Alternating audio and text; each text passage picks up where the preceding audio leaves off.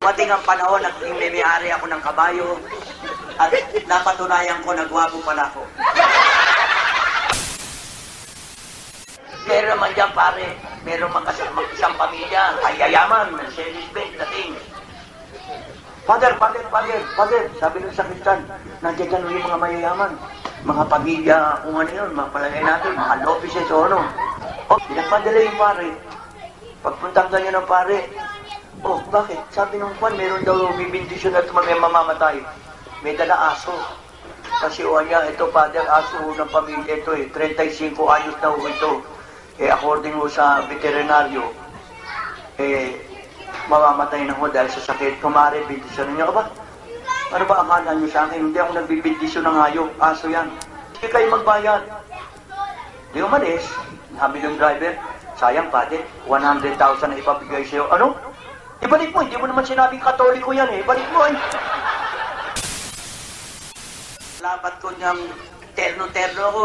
Pag ako naka-brown, pag naka-asul-asul, pag ako nakapula, sapatos ko pula, medyas pula, pantalon pula, kamisitensyo pula, salamin ko pula, pag tanggal ko, may sore eyes pa ako. Pati mata, pula rin. Meron may isang pare. Merong asawa, magpapabinyan, siyempre, special pa eh. Pag sa atin, may mga special, may mga ordinaryo.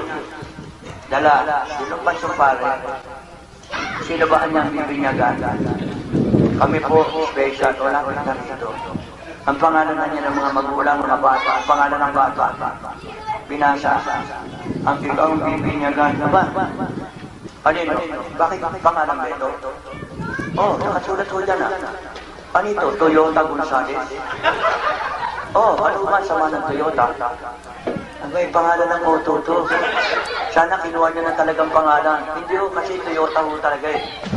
Eh bakit kanya Toyota? Alam niyo, malaki utang na loob namin sa Toyota. Ang asawa ko dyan ho nakumpisa, apprentice lamang.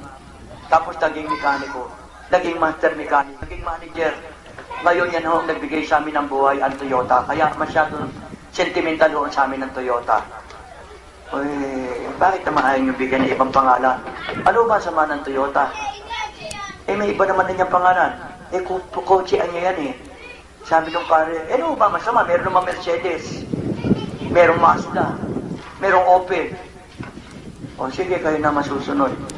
Ikaw, Toyota Gonzales, ay binibigay. Teka muna, ano ba? Uy, demo. Dito, diesel o gasolina? Sabi ng pare. Kasi may naikwento ko sa kanya, yung tungkol sa Last Supper. Alam niyo yung Last Supper, maski sa misa, pinapakita yan. Pero itong si Judas, talagang tarantado ko si Judas. Bakit? Ang totoo palang istorya ng Last Supper, doon sinabi ni Jesus, pero sinabi niya sa kanya mga apostoles, ito na ang muli nating hapunan. Kumuha siya ng tinapay, ibinigay niya sa kanyang mga disciples sa disipulo, at sinabi niya, eat all of you. This is my body. Pagkatapos, palipasan at inuman sila, kumuha siya ng alak, itinaas niya, this is the cup of wine, this is my blood. Drink it in memory of me, so sins may be forgiven. Ininom nila. Ngayon, siyempre, nang ininuman siya na, si Jesus, inihisip niya, dahil alam niya yung propeta sa kanya, yung prophecy, na siya kukunin sa Gethsemane. Last na rin ang mga disipulo. Hindi na nakanaka si Jesus. Sabi ni Jesus, alam niyo, ito na nga ang napura natin kasi merong Uy, demo. mag-betray sa akin. Sabi ni Pedro, Master, ako ba? Sabi niya, hindi ikaw, Pedro. Ikaw, Pedro, you will deny me. Tatanong sa'yo kung kilala mo ako 3 beses, sasagutin mo nang hindi mo kilala at kilala kang manok. Lumapit naman si Thomas. Ako ba, yan? Jesus, hindi ikaw, Thomas. Sa resurrection, hindi ka naniniwala na ako mabubuhay after the third day. Pupunta ko sa inyo, tilibuin mo kung makikita pa yung sugat ko. Lord, tama ang sinabi mo. Hindi na nakatingin si Judas. Sabi na ni Judas, baka ako pinatatamaan mo. Sabi ni Jesus, Judas, ikaw mo. ibebenta mo ko sa isang pirasong ginto. Ang hirap sa iisod, basta nakainom ka, lagi mo ako nakikita eh. Welcome to the Filipino Comedy Channel. Kaya nangyari doon sa isang pare, yung sumama sa hunting. Sumama siya sa hunting eh, mamamaril lang ko siya eh. Mga ngaso, kumbaga sa ulongga ko eh. Mga ngaso sila eh. Hindi ka ba sasama sa pamamaril? Kayo na lang kanyang bumaril. Wala sa akin yung pagpatayan niya ng buhay, may buhay. Maglalakad-lakad na lang ako, so lakad siya. Umalis na yung hunter eh. Nung kalalakad ganyan yung pare, napunta siya sa medyo may jungle. Biglang-bigla dumating yung leon. Gaganon yung leon. Eh nakatingin sa kanya, tumakbo siya, hinabol ng leon. Takbo siya ng takbo, sabi niya, Lord, agilid na ako, anya dito, wala na akong magagawa. Lord, I need a miracle. Takbo siya ng takbo, nakatingin niya naroon. Dumating siya ganyan sa dead-end, wala na siyang pupuntahan. Bigla-bigla, lumuot, nakursilyo pa siya, Lord, matagal na ako nagsilbis niyo. Ito lang pagkakataong pakitaan mo ako ng milagro. Wala na akong buhay dito. Nakatingin siya, nagme-meditate siya. Wala pumakagat sa kanya. Binuksan niyang gano'n ng mata niya. Nakita niya yung leon, nakaluhod din ganyan. Salamat, Lord. Sabi niya, leon, nagdadasal ka rin ba? Oo. Ano ba dinadasal mo? Hindi, turo ng nanay ko bago kumain, magdasal muna. Ang lagi ko sinasabi, kung naging utang na loob ko sa mama't papa ko, ang ako naging tao, dapat kong kilalanin yun sapagat utang na loob ko sa kanilang aking buhay sa pawis ang inubos ng papa't mama ko. Gabi-gabi para makapuno sila. Na isang katulad ko.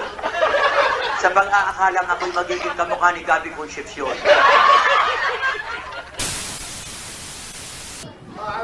Ang kanilang pagmamahalan talagang Filipino custom no touch. Ang ibig sabihin talaga yung... Ang ibig sabihin talaga 3 years na nagligawan. Talagang dala ng bulaklak. Baka anong communication nila, yun na. Talagang pagmamahalan. Sabi niya dahil talagang ito, ang kanyang unang pakadalaga makukuha ko. Sa madaling salita, ikinasal sila. Pinilabing sila eh. Nakalain mong kasamaang palad after 3 days. Sa disgrasya, nasa saan yung lalaki, patay. Di ang sakit. Sama na loob. Ngayon, nung araw, nung masama yung binibiyak, yung inaayos na yung babae, ba yung lalaki, nakaganyan yung babae. 3 taon kami nagligawan. 3 taon kami nagligawan. Ang hirap ang sarap ng pagbabahala namin. 3 araw lamang naman sila. Sabi nung nag-iimbal sama, Mrs., lumayo na niya kayo eh. Nagugulo. Hindi niyo ako matititi. Kasi hindi ko matuloy trabaho ko. Patawarin niyo nilamang ako talagang dala na emosyon ko. Ngayon habang ginaganon, nakita niya yung nota ng asawa niya. Eh, ganda lalaki ng asawa niya eh. 6-footer pa eh. Alam mo naman, dyan sa bagay na yan, doon nasira si Abraham Lincoln eh. Na all man are not created equal eh. Sabi niya, Mama Impulsamador, total naman na niya, wala naman doon ibang tao nakakapin. Pwede bang putulin niyo yung nota ng mister ko? Ha? Bakit to? Huwag kayo mag-isip ng masama, wala akong mali siya. Putulin niyo lang dahil yan, nalaman mo mag-rekwento. Ginawa, pinutol. Ang ginawa, pinare-preserve. Nilagay ganyan dyan sa kapirasong garapon, ipinatong doon sa pedestal. Ngayon, ipatong sa pedestal, wala naman, hindi niya ginawa ng masama. Pag araw-araw pagdarating siya, Darling, maraming trabaho sa opisina, nalungkot ka ba? Ha? O sige, bukas aalis, kita kikwentuhan kita. Di pa ako natutulog. Ganun siya, nagme-make believe siya. O ito, maganda ng television, ganyan, tulog na siya. For 2 years, ginagawa niya yun. Araw-araw yan, good morning, good evening, darling. Pero wala, hindi niya ginagalaw. Talagang cool day. Tinrabaho niya, sabi niya, darling, huwag mo akong i-istorbuhin. Kung hindi ako magagunan, okay lang. Kung ako i-istorbuhin, masakit ang katawan ko. Natulog siya. Yung matulog siya sa probinsya, pagka yung hapon na, yung mga malalaking palaka, lumalabas na yun eh. Tumatalon. Na-tiyempo, bumalik na yun doon sa bahay. Pagpalis sa bahay, hindi niya napapansin, napunta rin sa pedestal. Pag ano, nabangga yung garapon. Nahulog yung nota. Ang ginawa nung palaka, pumasok doon sa garapon. Siyempre, katatalo niya, tumutulugan niya yung garapon. Nagising ngayon yung babae, yung asawa. Nakita niya gumagalaw yung bote. Anong milagro? Binigyan ka ng buhay. Napakinggan na niya, dasal ko. Tumalon yung palaka, talon-talon. Sabi niya, dito, dito, Sinahabol niya.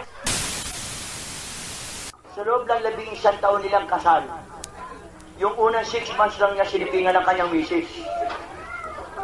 Yung 10.5 year, hindi niya na sinipingan dahil womanizer talaga eh. Alam ko talagang manyak o ano. Pero hindi niya inaano yung misis niya. So sa misis niya, dahil siyempre alam mo naman ng mga babaeng Pilipina, ay, mas ganano ang gawin ng asawa ko, basta ako, asawa ko. Pero isang bagay wala na. Hindi niya na hinaharap. Na-tiyempo ngayon, bagyong dating. Inabot ng bagyo si Loco sa bahay. Sabi niya, anong oras kaya titigil tumulan? Hindi, tumaas ang tubig. Sa madaling salita, walang ginagawa si Damian, magbuhat siya na maging sakristan hanggang lumaki. Lagi niya nagdadasal ng Panginoon. Dumating ngayon yung bagyo roon sa atin. Sa Pampangas dumating yung lahar. Tumaas na yung lahar. Okay? Nakaluhod na si Damian. Pero, hindaya, Jesus. Ako, sasagapin mo ako ngayon. Sasagapin mo ako, dagawa na ako, nagdadasal sa'yo. Bating ganyan yung ano, yung kalesa, yung kutsero. Mama, sumakay na kayo dito. Abi, wala mangyayari sa'yo. Umalis na mga tao, tumataas na ang lahar. Ay, hindi ako mamamatay sa lahar, lumakad ka na. Nagdadasal ako lagi, siya bahala sa akin. Biglang-bigla, tumaas na inyong lahar. Panig na siya roon sa balkon. Doon din siya nakaluhod, dasal siya. Wala na, bangka na dumating Pare, muna tayo. Wala na, umalis na lahat, mamamatay ka. Na ano mamamatay? Lumakad ka na, hindi ako mamamatay, nagdadasal ako, mahal ako ni Jesus. Tumaas na naman, nasa bubong na. Biglang-bigla, pag nagsisububong, habang nagdadasal ka, helicopter na dumating. Pare! Baka na dyan na yung mga manalangin, mamamatay ka na. Ito, mag-i-charge ako ng net, sumakay ka na, tataas kita. Umalis ka na. Di ko kailangan ng tulong niyo. Kung umalis yung helicopter, namatay siya. Pagpatay niya, pagpalit ng ganyan sa kaluluwa niya, ano siya, galit na galit. Ano, Indaya, bakit ako pinabayaan? Baka nano itang buhay. Baka nano ka, San Pedro. Sabi niya, bakit? Di mo ko kilala, si Damian Dasal. Bakit? Ikaw, San Pedro, may bakit mo ka mainit ang ulo? Bakit hindi init ang ulo ko? Pinabayaan ako ni Itang Jesus. Nasaan ba si Jesus? Ay, lapit siya. Sabi niya, Jesus, bakit mo ako pinabayaan? Dasal ako ng dasal sa'yo. Ngayong mamamatay ako, bakit di mo ako sinakit? Sabi ni Jesus, huwag mo akong sisigawan. Wala naman akong pinabayaan. Talagang ganyan lang. Pinabayaan mo ako. Alam mo, dasal ako ng dasal. Sino ka ba? Ako si Damian. Ay, ikaw ba si Damian? Ay, ba't sinisisi mo ako? Pinabayaan mo ako, hindi kita pinabayaan. Tatunaan niya inutusan ko para sagipin ka, hindi ko Luye Demo. Si Tuga, yun ang nagtrabaho sa papa ni Frankie. Kasi ang Tony Barreto, sir sa estate, hindi pa pinapanganak siguro si Frank, panahon na nga po noon. Ako'y 11 anyos ako noon na sumasayaw na ako, bugista nga ako biglang-bigla nawala ang mga stage show. So, lumabas kami sa burles. Ako nasa Inday Theater, merong Astor. Pero si Tuga, palibasa ako, nagdi-director ako, choreographer ako ng mga sayaw ng mga kurista. Si Tuga, komiko. Pero hindi pwede mga trade doon kailangan semi-vulgar. Ang gawa lagi ni Tuga, naka-G-string siya, nakahubad dito, parang ipugaw. May arenola dito, may nakatiba rin sa likod. Kaya paglakad niya, sasabihin sa kanya, Tuga, ano itsura mo? Makanano itang itsura ko. Bakit ganyan? Meron ka arenola sa ulo. Indaya, hindi mo ka makalalang astronaut. Ano? Paano ka astronaut? Meron ka arenola. Makananong arenola? Helmet yan, helmet. Meron ka pang nakatiba sa likod. Oxygen. Kailangan ng oxygen. Teka mo, nakakaya, nakahubad ka pa, nakikita. Bakit nakahubad? Di ka makilalang kumilala ng radyo. Anong radyo? Radyo ko pa. Paano ka naging radyo? Ating kong switch. Ating ko speaker. Ating ko pantubo.